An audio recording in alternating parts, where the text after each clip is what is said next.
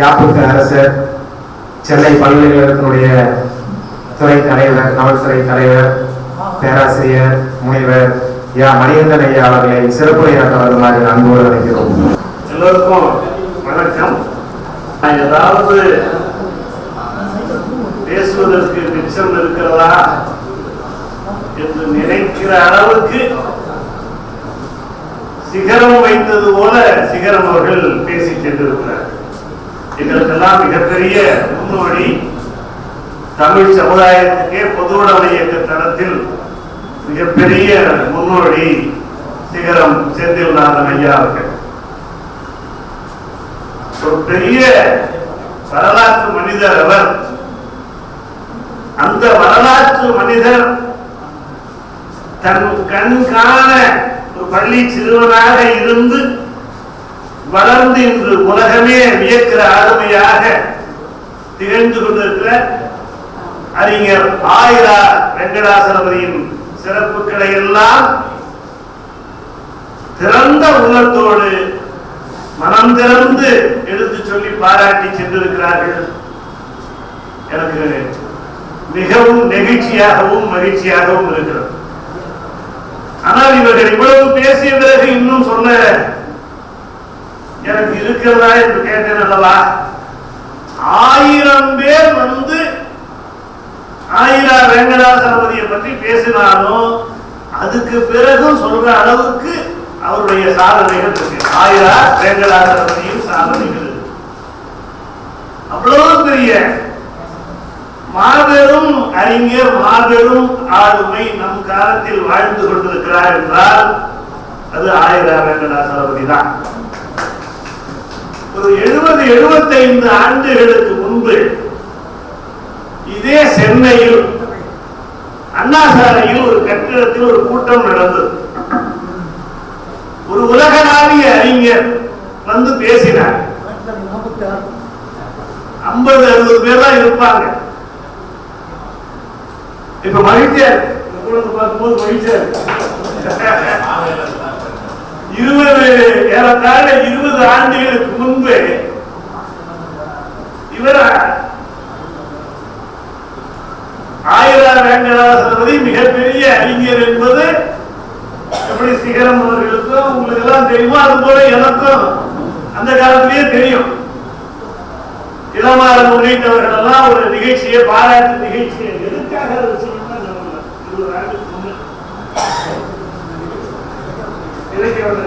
ஆயிரா வெங்கடாசலபதியை பாராட்ட ஒரு நிகழ்ச்சி ஏற்பாடு பண்ண போது அந்த இடம் கூட சிக்கலா போயிடுச்சு. அப்புறம் வந்திருந்தவங்க எண்ணிக்கை கூட குறைவு. ஆனா ஒரு மகிழ்ச்சியான சூழல் என்னன்னா அவங்களுடைய கணவரியுடைய அம்மா அப்பா வந்திருந்ததா எனக்கு அப்பாவோட நான் பேசிக்கிட்டு நன்றாக நினைவு இருக்கு. அம்மா வந்திருந்தாங்க எனக்கு ஒரு ஐயன் இருக்கு. அப்பாவோட நான் பேசிக்கிட்டு நல்ல நினைவு. ஆனா இன்னைக்கு அரங்கம் அப்படியே நிறைந்து இருக்கு. அப்புறம் ஒளி வெள்ளம் நல்லா பாய்ச்சி பதிவு நடக்குது. ஏன்னா ரொம்ப முக்கியமானது. முதல்ல சொன்ன மாதிரி எங்க விட்டு புள்ள இப்ப உலகமே இருக்கிற பிள்ளையா உருவாகி நிக்குது இல்ல, அத முதல்ல கொண்டாடுறது இல்ல. அது எனக்கு இன்னொரு சந்தோஷம். சரி, இந்த இடம் கொடுத்தாங்கன்னு சொல்லி ஒரு இடம் கொடுத்து தலைமையாசிரியரை பாராட்டிட்டு இருக்கீங்களோ அப்படின்னு நினைச்சேன். ஆனா அவங்க பேசுனது அவங்க விட்டு அழுது வாங்க போல நிகழ்ச்சியோடு பேசுறாங்க. அந்த உண்மையான அன்பு, உணர்ச்சி, எவ்வளவு எளிமையா இருந்த மனிதருக்குள்ள இன்னொரு பெரும் ஆளுமை அறிஞர் வந்திருக்கார் அப்படிங்கிறது ரொம்ப மகிழ்ச்சியா தலைமையாசிரியர் பேசுனது. அப்ப இங்க நடக்கிற ஒவ்வொருவரோட பேச்சும் ஒவ்வொருவரோட செயலும் சிகரத்திலிருந்து எல்லாரும் கொஞ்சம் குள்ளமான உருவத்தோட குடுகுடுன்னு ஓடி வந்த மாதிரி இருந்தது. 2 வரி தான் பேசிட்டு போனார் தலைவர். தலைவர் தான் இப்படித்தான் இருப்பார். தலைவர் நான் கூட இந்த கூட்டத்துக்கு வந்து ஒரு அன்பரை வந்து நினைச்சிட்டேன். காலையில கொஞ்சம் கோபமா சகோதரர் இளமாறத்தை பேசினேன். இளமாற எனக்கு பதில் சொல்லிட்டு வந்தார். அவர் தலைவர் இப்படி பக்குவம் அப்படி தப்புதான் அப்படின்னு ஒரு விஷயத்துக்கு சொல்லி அப்பவே எனக்கு அவர் மேல ஒரு வந்திருந்த அன்பர் இதுல தொடர்புடையவர் நினைச்சு நான் மதிச்சா அவர்தான் இந்த தலைவர்னு தெரிஞ்சது. இப்படித்தான் தலைவர்கள் பக்குவமானவர்களா இருக்கணும். ஆனா இருக்கிறது இல்ல தமிழ்நாட்டு வரலாற்றுல. அது மட்டும் இல்ல, பேசுறதுலயும் தலைவர் வந்து எடுத்துக்காட்ட அப்படி ஒவ்வொருத்தர் நடந்துகிட்டதும் பேசுனதும் மனசுல இருந்து பேசுறதா, மனசுல இருந்து செயல்படுறதா. உண்மையே தாய் வீடு அப்படிங்கறத ஒவ்வொரு சொல்லும் செயலும் நிரூபித்துட்டு இருக்கு.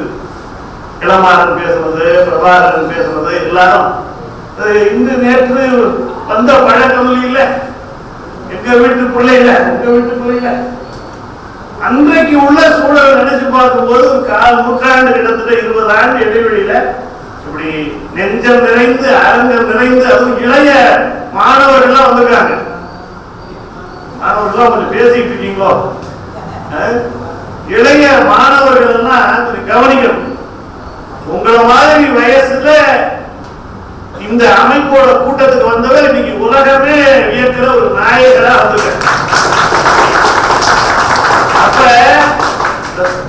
எங்களை எல்லாம் பெரியவங்க எல்லாம் விட்டுருங்க, நீங்க ஒரு 15-20 பேர் இருக்கீங்களா, நீங்க மனசுக்குள்ள நினைச்சுக்கணும், நாம இந்த சடபதிய போல எதிர்காலத்தை வரணும்னு நினைக்கிறோம். அப்படிப்பட்ட ஒரு பெரிய ஆளுமை மனிதர் ஆயிரா வெங்கடாசலபதி. இப்ப திருப்பி அந்த நிகழ்ச்சிக்கு வருவோம். 70 ஆண்டுகளுக்கு முன்பு ஒரு மனிதர் அயல் நாட்டிலிருந்து வந்து இங்க பேசினார். அவர் பேர் கமில் ஸ்வலபில்னு பேர், செக்கோஸ்லோவாக்கிய நாட்டை சேர்ந்தவர். அவர் பேசும்போது தமிழோட சிறப்பை எல்லாம் சொன்னாரு. ஒரு செய்தியை சொன்னார். நான் இந்த தமிழ்நாடு முழுக்க பயணம் போயிருக்கிறேன், எங்கெல்லாம் பயணம் போயிருக்கேன், நன்னிலத்துக்கு போயிருக்கிறேன், நாகர்கோயிலுக்கு போயிருக்கிறேன், விழுப்புரத்துக்கு போயிருக்கிறேன், விருதுநகருக்கு போயிருக்கிறேன், தரங்கம்பாடிக்கு போயிருக்கிறேன், தாமிரபரணி நதி கரையில நடந்திருக்கிறேன். ஆனா எந்த ஊர்லயும் இந்த தமிழ தன் தாய்மொழியோட சிறப்பு ஒலிய ரகரத்தை ஒழுங்கா உச்சரிக்கவே மாட்டேன், நான் உச்சரிக்கிறேன் பாருங்க என்று சொல்லிவிட்டு ஒரு தொடரை சொன்னார். நான் ஒரு தொடர் சொல்றேன். அவர் சொன்ன தொடர் 70 ஆண்டு ஏறத்தாழ முன்ன. 7 வாழை பழங்கள் கீழே நழுவி விழுந்தன. சொல்லி பார்க்க வேண்டாம். 7 வாழை பழங்கள் கீழே நழுவி விழுந்தன. இது நேரடியா கேட்ட ஒரு மூத்த இலக்கியவாதி என்னிடத்தில் பகிர்ந்து கொண்டார். அடுத்து கேள்வி கேட்டார். நான் சொன்ன தொடர்ல எத்தனை நகரம் இருக்கு? 7 வாழை பழங்கள் கீழே நழுவி விழுந்தன. 6 நகரத்தை செக்கோஸ்லோவாக்கிய மொழிய தாய்மொழியா கொண்ட நான் ஒழுங்கா உச்சரிக்கிறேன், இந்த தமிழனுக்கு என்ன கேளுன்னு கேட்டார். கேட்டவர் யாரு? செக்கோஸ்லோவாக்கிய நாட்டு அறிஞர் கமில் ஸ்வலபில். உலகம் முழுக்க தமிழை ஆராய்ச்சி பண்றாங்க. அதுல மிக முக்கியமானவர்கள் முக்கியமானவர் அந்த காலத்துல கமில் ஸ்வலபில். இப்ப உள்ளவங்களை கொஞ்சம் நினைச்சு பார்ப்போமே. சில ஆண்டுகளுக்கு முன்பு பயோகிராபி நீங்க கேள்விப்பட்டிருக்கீங்க, வாழ்க்கை வரலாறு இல்லையா? ஆட்டோ பயோகிராபி, சுயசரிதை. பயோகிராபி யாருக்கெல்லாம் எழுதுவோம்? காந்திக்கு எழுதலாம், பாரதியாருக்கு எழுதலாம். ஒருத்தர் உலக அளவுல ஒரு பெண்ணுக்கு பயோகிராபி எழுதுறார். அந்த பெண் யாரு? அந்த பெண் தான் நமக்கு தாயாகவும் இருக்கிறார், நம்மிடையே கன்னியாகவும் இருக்கிறார். யாரு? தமிழ். தமிழ் பயோகிராபின்னு ஒரு நூல் எழுதினார் டேவிட் சுல்மன் என்பவர். டேவிட் சுல்மன் என்பவர். இப்ப உலக அளவுல ஆராய்ச்சிகளை மேற்கொள்வதில் அவர் ஒரு முக்கியமான தமிழ் பயோகிராபி என்கிற ஒரு புகழ்பெற்ற நூலை எழுதினார்.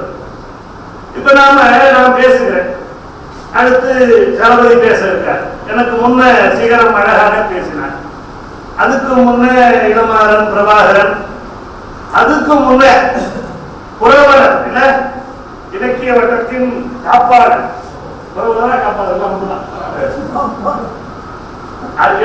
பெரிய அதிர்ச்சிகள்ல இன்ப அதிர்ச்சிகளா இருந்தது. எப்படி அவரு தலைவர் அப்படி நடந்துட்டான்னு சொன்னேனோ அது போல இந்த புரவலர் காப்பாளர் என்ன அறிமுகப்படுத்தி வச்சுட்டு எல்லாம் கொண்டார். பார்த்தா அவர் ஒரு பெரிய வரலாறு இருக்கு.